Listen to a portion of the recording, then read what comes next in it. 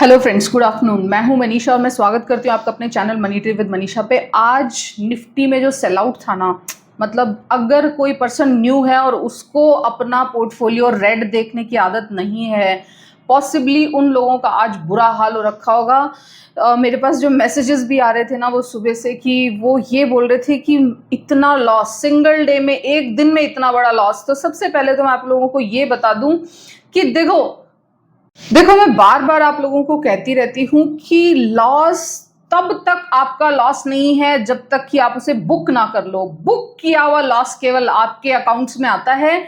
अगर आपने वो लॉस बुक नहीं किया है, केवल तभी वो लॉस आपका लॉस नहीं माना जाएगा। स्टिल एक संभावना बनी रहती है कि आप प्रॉफिट्स लेके आ सकते हैं उन शेयर से। बस जरूरत यह है कि वो शेयर ऐसा होना चाहिए कि वो इस क्रैश के बाद में उभरने में सक्षम हो। मैंने अपने पोर्टफोलियो का, मुझे थोड़ा अंदाजा था कि 25,000 के आसपास जाके निफ्टी एक बार, कहते हैं ना कि जरूर कुछ ना कुछ यहाँ पे होगा, और वही हो गया। एक्चुअली 2-3 बड़ी बड़ी न्यूज एक साथ क्लब हुई और उसी का नतीजा था कि मैंने अपने एक बार लॉन्ग टर्म पोर्टफोलियो, जहां पे भी मैं अच्छे अच्छे प्रॉफिट्स में बैठी थी, मैंने उस सारे स्टॉक से एक बार वहां से अपनी प्रॉफिट बुकिंग टाइमली कर ली थी। और यही बात मैं अपने कुछ वीडियोस में आप लोगों को बताते भी आ रही हूं कि ये जो टाइम है ना, ये इस वक्त लॉन्ग टर्म होल्डिंग्स बनाने का नहीं है। अगर देखो, जब भी निफ्टी इस तरह की सिचुएशन में होता है ना, कि आधे लोग बोल रहे होते हैं कि निफ्टी क्रैश करेगा और आधे लोगों को लगता है निफ्टी ऊपर जाएगा, तो ऐसे केस में एक डेडलॉक सिचुएशन होती है। और उस वक्त अच्छा यही होता है कि लॉन्ग टर्म पोर्टफोलियो आप ना बनाएं। कोशिश करें, अगर आपकी थोड़ा बहुत ट्रेडिंग एक्सपर्टीज है, थोड़ा बहुत ट्रेड्स लेने की, वो भी छोटा मोटा ट्रेड्स लेने की। बहुत ही बड़ी बड़ी हैवी पोजीशंस किसी भी स्टॉक में ऐसे टाइम पे बनाई हुई आपको परमानेंटली, मतलब ब्लॉक कर देगी आपका मनी वहां पे। इस वक्त निफ्टी 25,000 और जितना भी मिड कैप और स्मॉल कैप है वो भी एकदम पीक पे बैठा। और ऐसे में अगर आपने किसी भी XYZ स्टॉक में अगर पोजीशन बना ली, और वो भी बहुत बड़ी वाली, मेरे पास जो लोगों के कॉल्स आते हैं ना, वो यही बोल रहे हैं आजकल कि मैम 5 लाख का ये शेयर ले लिया, 10 लाख का ये शेयर ले लिया, और हमारे लेते ही वो शेयर अगले ही दिन से, आप सोचो ना उनकी क्या हालत हुई होगी, जिन्होंने भी इस वक्त कोई शेयर 5 लाख और 10 लाख से बाइंग की है, जबकि उनका पोर्टफोलियो का जो टोटल वैल्यू है ना, वो टोटल वैल्यू ही इस वक्त 15 लाख या 10 लाख है। और उसमें से उन्होंने एक शेयर, मतलब आज ही एक पर्सन से बात हुई थी, उनके पोर्टफोलियो की टोटल वैल्यू 4 लाख है, और उन्होंने उस 4 लाख के पोर्टफोलियो में 3 लाख रुपए का एक ऐसा शेयर ले रखा है जो आज में 10% का, जिसमें क्रैश हुआ है। जब से जो उनकी बाइंग थी उससे वो काफी ज्यादा नीचे गिरा है। तो ये वो टाइम नहीं है कि आप बहुत ज्यादा किसी हैवी इन्वेस्टमेंट के साथ किसी एक कंपनी में बने रहें, क्योंकि मैक्सिमम मेजॉरिटी कंपनीज इस वक्त एकदम पीक पे हैं, बहुत ज्यादा चल चुकी हैं, बहुत ज्यादा बड़े बड़े रिटर्न्स दे चुके हैं। और ऐसे में जो भी लोग नीचे से उस शेयर को खरीद के बैठे हैं ना, वो डेफिनेटली इन लेवल्स पे आके यहाँ पे अपनी प्रॉफिट बुकिंग करेंगे। मैंने भी बहुत सारे अपने लॉन्ग टर्म पोर्टफोलियो से बहुत सारी जगह अपनी प्रॉफिट बुकिंग की है। डर था कि इस तरह की चीजें क्रिएट हो रही हैं, वो 2-3 चीजें, किन वजहों से मार्केट में ये क्रैश है और आगे क्या संभावना बन रही है, वो सारी चीजें मैं आपको बताना चाहूंगी। सबसे पहले बात कर लेते हैं यूएस के इकोनॉमिक डेटा पे। यूएस की इकोनॉमी चाहते ना चाहते हुए भी पूरे इंटरनेशनल मार्केट को अभी बहुत हद तक प्रभावित करती है। जैसे ही यूएस इकोनॉमी के बारे में कोई भी नेगेटिव खबर आउट होगी ना, तो आप मान के चलो कि सारे के सारे इंटरनेशनल मार्केट्स में एकाएक मतलब एक सीरीज सी बन जाएगी, एक चेन बन जाएगा, और सारे के सारे मार्केट्स से जो FIIs, खास करके ये जो गिरावट है ना, FIIs, फॉरेन इंस्टीट्यूशनल इन्वेस्टर्स, जो all over the world economies में पैसा लगा के रखते हैं, वो बाहर के मार्केट से अपना पैसा निकालना स्टार्ट कर देते हैं। लेकिन जैसे ट्रेडिंग होता है ना, उसी तरह से FIIs की मनी गवर्न करती है। आप मान के चलो, जैसे ही सिचुएशन सुधरती है ना, जैसे ही ये न्यूज पॉजिटिव चेंज होने लगेंगी, यही FIIs जो इस वक्त पूरा all over the world sell off कर रहे हैं, ये दोबारा से उन्हीं इकोनॉमीज में पैसा लगाएंगे। तो एक तो अमेरिकन इकोनॉमी के बारे में ये वाली न्यूज की, the expectation of soft landing for the US economy is under threat with fall in US job creation in July and sharp rise in US unemployment rate 4.3%। बहुत ही हिस्टोरिक, मतलब 4.3% का unemployment rate historic highest level पे है। और ऐसे में उनका जॉब क्रिएशन को लेके डेटा में भी जो फॉल है ना, उसके चलते इंटरनेशनली एक्चुअली यूएस एक इंटरनेशनल इकोनॉमी में एक बहुत बड़ा कंज्यूमर भी माना जाता है। और अगर वहां की और ऐसे में वहां की इकोनॉमीज में किसी तरह की प्रॉब्लम है तो ऐसे में इंडिया जैसी इमर्जिंग कंट्रीज जहां पे हम अभी भी बहुत हद तक हमारा इंडियन शेयर मार्केट एफआईआईज के मनी पे डिपेंडेंट है, बहुत बड़ा हिस्सा एफआईआईज का लगा हुआ है। हालांकि 2023 के बाद ट्रेंड चेंज हुआ है, बहुत बड़ा रिटेलर्स का भी पैसा इंडियन शेयर मार्केट में आया है, जिससे बहुत ज्यादा हद तक इंडियन इकोनॉमी को फर्क नहीं पड़ता। लेकिन ये डेटा तो आ रहा था बहुत टाइम से, यूएस इकोनॉमी के बारे में ये खबर थी, लेकिन इसके साथ क्लब हो गई एक दूसरी खबर कि मिडिल ईस्ट में ईरान और इजराइल टेंशन्स भी इन दिनों बढ़ रही हैं, तो उसके साथ ये वाली न्यूज क्लब हो गई। और उसके पास जो थर्ड सबसे बिगेस्ट जो इंडियन इकोनॉमी पे ब्लो आया है, जिसकी वजह से आपका सेंसेक्स में इतना ज्यादा गिरावट, और निफ्टी में भी आप देखो कि 24,500 का जो एक टेक्निकल और एक इमोशनल सपोर्ट था ना, एक साइकोलॉजिकल सपोर्ट था ना बायर्स के लिए, वो जो टूटा निफ्टी में, उसका बहुत बड़ा रीजन था कि आरबीआई का एक डेटा रिलीज हुआ है। और मुझे ऐसा लगता है कि फिलहाल जो इतना बड़ा सेल ऑफ है ना, वो यूएस इकोनॉमी और इजराइल ईरान टेंशन की बजाय मुझे ये लगता है कि ये वाली न्यूज ज्यादा इंपैक्ट कर रही है हमारे इंडियन शेयर मार्केट में। जो सेल ऑफ है कि आरबीआई लाइकली टू कीप की इंटरेस्ट रेट अनचेंज्ड एट 6.5%, मतलब कि आरबीआई अभी थर्सडे को अपने रेपो रेट चेंज करने को लेकर डेटा रिलीज करेगा। और आरबीआई ने ऐसा अनुमान जताया जा रहा है कि आरबीआई वो जो पिछले 2023 से और रेपो रेट चेंज नहीं हो रही है 6.5% के आसपास जो बनी हुई है ना, उसको अभी एज इट इज रखेंगे, क्योंकि बहुत हद तक हम अभी भी यूएस इकोनॉमी को फॉलो करते हैं। अगर यूएस इकोनॉमी में इंटरेस्ट रेट कम होती तो हमारे यहाँ भी शायद इंटरेस्ट रेट कम होने के चांसेस थे, लेकिन आरबीआई तब तक शायद इंटरेस्ट रेट चेंज करने के पक्ष में नहीं है जब तक अमेरिका में इंटरेस्ट रेट चेंज नहीं होगा। तो फिलहाल ये जो न्यूज थी ना, ये 3 बिगेस्ट न्यूज ऐसी मुझे मिली जिसकी वजह से इतना बड़ा एकदम back to back blow Indian share market पे था। और उसका असर था कि 24,400-500 का सपोर्ट लेवल, जो बहुत टाइम से निफ्टी पिछले 1 मंथ से एटलीस्ट मेंटेन किया हुआ था एक इतना बड़ा सेल आउट के साथ, वो सपोर्ट लेवल टूटा। और उस सपोर्ट लेवल को टूटने में जो सबसे बड़ा मुझे ऐसा लगता है कि जो कॉन्ट्रीब्यूशन है ना, वो ना तो रिटेलर्स का है, मुझे नहीं लगता रिटेलर कोई बेच रहा है, और मुझे नहीं लगता कि कोई बड़ा डीआईआई इस वक्त कोई बेच रहा है। मुझे जो मैक्सिमम मेजॉरिटी जो पॉसिबिलिटी लगती है ना, वो लगती है कि इस वक्त एफआईआई फॉरेन इंस्टीट्यूशनल इन्वेस्टर, और दूसरा वो रिटेलर या वो पर्सन जिसने किसी भी स्टॉक को बहुत नीचे से लिया हुआ है, वो अपनी सिर्फ प्रॉफिट बुकिंग कर रहा है। हालांकि 25,000 के आसपास ये प्रॉफिट बुकिंग एक्सपेक्टेड भी थी, लेकिन इस रेप की आरबीआई अपनी रेपो रेट चेंज नहीं कर रहा, इस वजह से ये जो सेल ऑफ था इसको काफी ज्यादा एक तरह से सपोर्ट मिला। हालांकि मैं ये तो नहीं कहूंगी कि ये वाले सेल ऑफ को आपको बाय ऑन डिप्स की अपॉर्चुनिटी लेना चाहिए। इस वक्त आज के दिन अच्छे से अच्छे, बड़े से बड़े, स्ट्रांग से स्ट्रांग फंडामेंटल वाली कंपनी में बहुत ही बड़ी बड़ी गिरावट थी, बहुत ही बड़े बड़े बिग कैंडल्स के साथ लोगों ने सेल किया है, बहुत बड़े बड़े लोगों ने सेल किया है। देखो, बिग कैंडल के साथ सेल होने का मतलब होता है बड़े बड़े इन्वेस्टर्स वहां से जा रहे हैं, और ये बड़े इन्वेस्टर कौन है?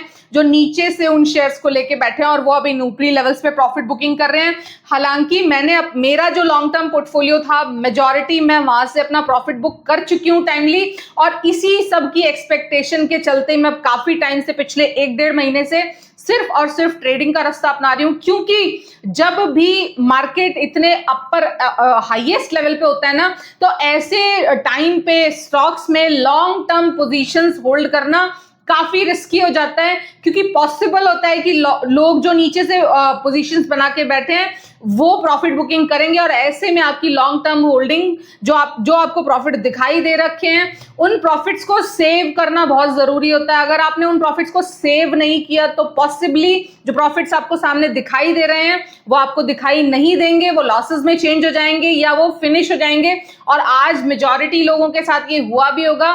जो प्रॉफिट्स वो पिछले 2-3 महीने से देख रहे थे ना, वो शायद सारे साफ हो गए होंगे। ये हालत बहुत ज्यादा, खास करके जो अभी इन दिनों शेयर मार्केट में आ रहे हैं ना, और कहीं भी किसी भी लेवल पे बड़ी बड़ी जगह पे वो पोजीशंस बना के बैठ रहे हैं ना, सिर्फ फ्रेंड्स लोगों के कहने से, सिर्फ इधर उधर की सुनी सुनाई बातों से उन लोगों को आज सबसे ज्यादा तकलीफ हुई होगी।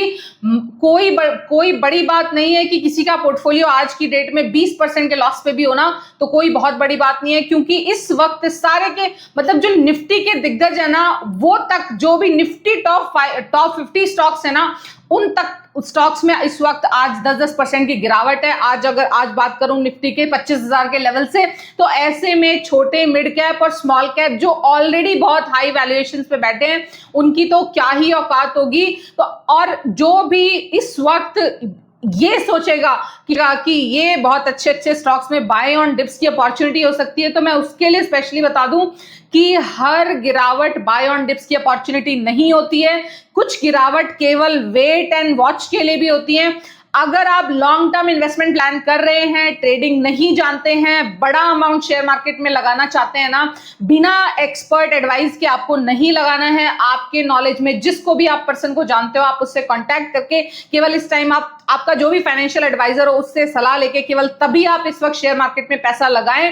इस वक्त अगर आपने प्रॉफिट बुकिंग के टाइम पे जो शेयर्स ऑलरेडी इस साल 4 गुना 5 गुना और 10 गुना हुए हैं, ऐसे स्टॉक्स में अगर आपने प्रॉफिट बुकिंग के टाइम पे जो पर्सन प्रॉफिट लेके जा रहा है उसकी जगह अगर आपने पोजीशंस बनाई, पॉसिबली 6 महीने के आसपास या साल भर भी आपको ये प्राइसेस देखने को नहीं मिलेंगे। आप जस्ट वेट करते रहेंगे कि यहां मैंने पैसा लगाया था और ये बढ़ा नहीं।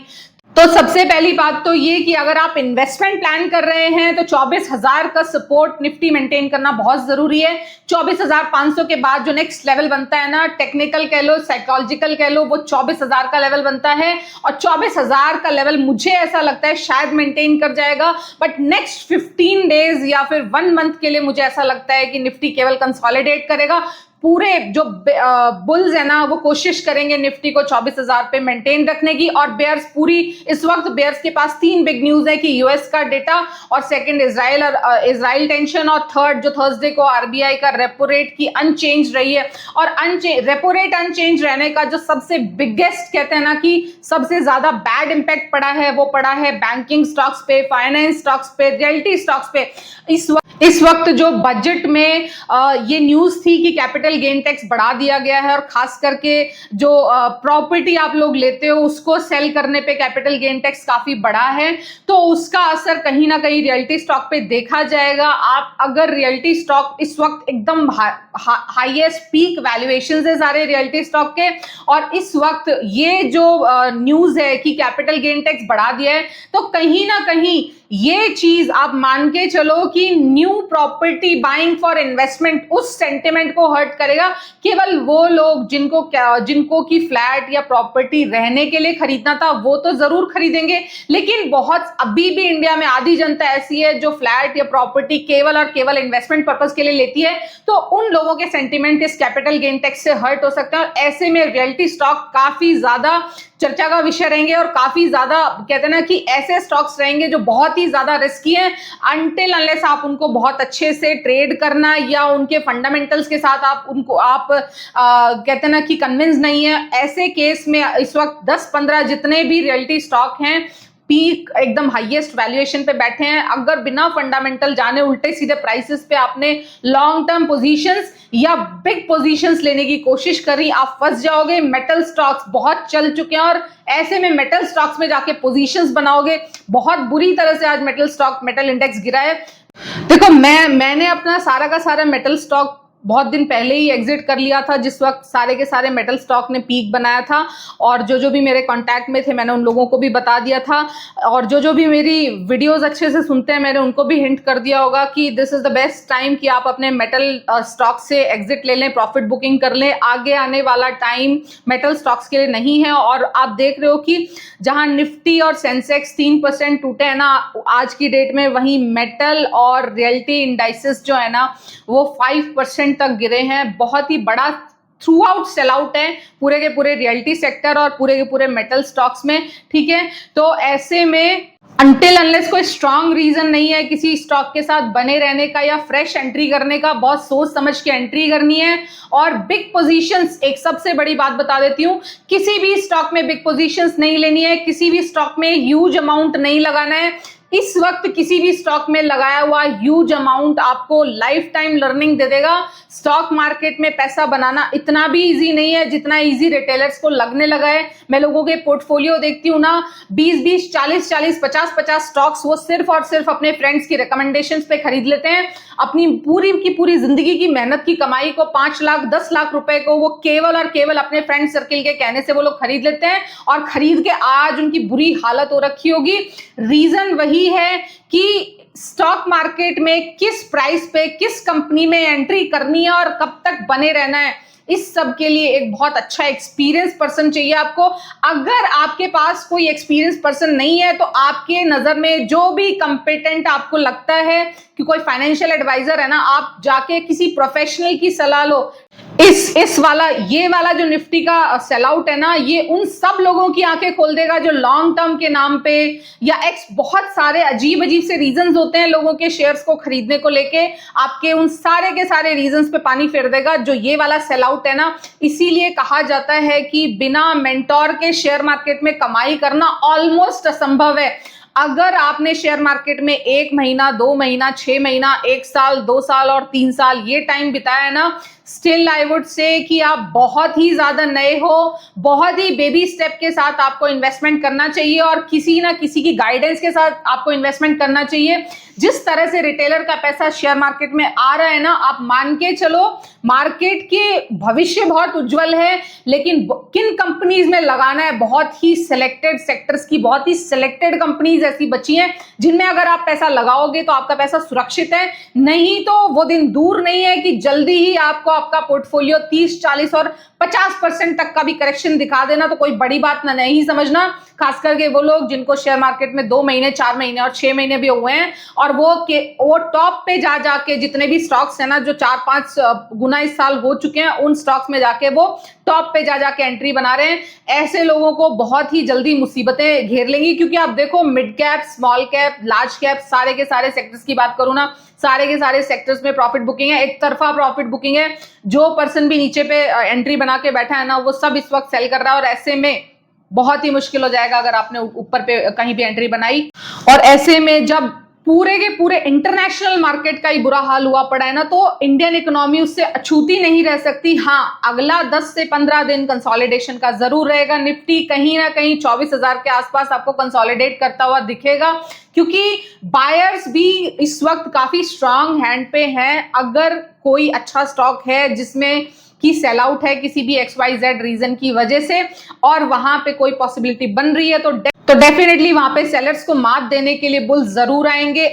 तो आप अपने अच्छे स्टॉक्स के साथ बने रह सकते हैं, लेकिन किसी भी जगह फ्रेश पोजीशंस लेना या फिर बिग पोजीशंस लेना, दोनों ही चीजों से बहुत सोच समझ के आपको करना है। अनटिल अनलेस कोई बहुत स्ट्रांग रीजन ना हो किसी शेयर को और किसी कंपनी को लेने का, आपको इस वक्त खरीदारी से बचना है। अगले 15 दिन केवल कंसोलिडेशन का रहेगा, और कंसोलिडेशन ये भी मान के चलो कि बहुत अच्छी अगर आपको कोई अपॉर्चुनिटी दिखाई देती है, आपको वो ग्रैब करने से भी नहीं बचना है। लेकिन YouTube की फ्री में आजकल जो 5 मल्टीबैगर, 10 मल्टीबैगर और ये और वो और बम्पर स्टॉक, ये स्टॉक वो स्टॉक, उन स्टॉक को लेने से बचना है बस। Thank you so much for listening. Have a good day, good night, take care, tata, bye bye.